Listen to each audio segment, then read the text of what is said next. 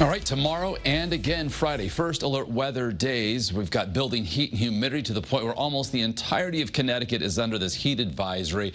The exception, coastal Middlesex and New London counties. Some minor relief there, but certainly plan for heat index values heading up into the 95 to 100 degree range across most of Connecticut, and also in the mix, the possibility of some storms later tomorrow, also later Friday that could be on the stronger side, perhaps even severe. From the Storm Prediction Center, they monitor the entire country for the threat for these storms to go severe. We've got the level 2 risk for tomorrow that comes into western and southwest Connecticut, and then encompassing almost the entirety of the state on Friday.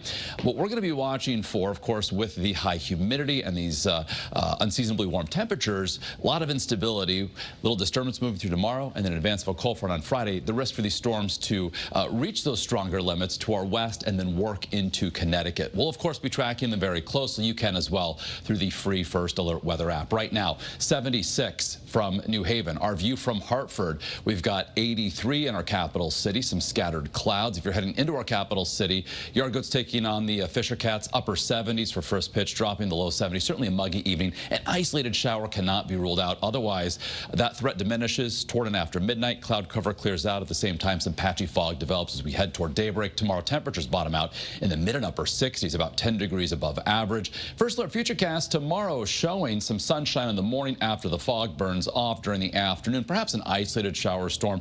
We're watching, say, 6, 7 o'clock tomorrow evening just to our west. Storms firing up, heading to Connecticut, likely on a bit of a weakening trend. If one of those stronger storms were to reach us, again, some gusty, damaging wind, frequent lightning, heavy rain in the mix. Otherwise, temperatures 90 or better for many communities inland, 85 to 90 along the shoreline, but feeling like 95 to 100. Heat risk for tomorrow up in that moderate to major category. Same goes for Friday.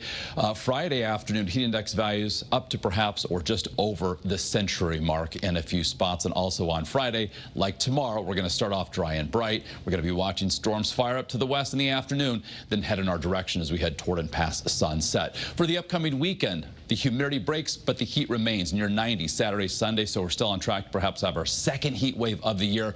Bright on Saturday, Sunday, increasing cloudiness. Little change here is that we're expecting some showers, say, after sunset on Sunday with a cold front behind that. Lower 80s on Monday, upper 70s and low 80s Tuesday, Wednesday of next week. That will certainly feel nice. We could also welcome some rain. Looking at the possibility of some showers toward the middle of next week.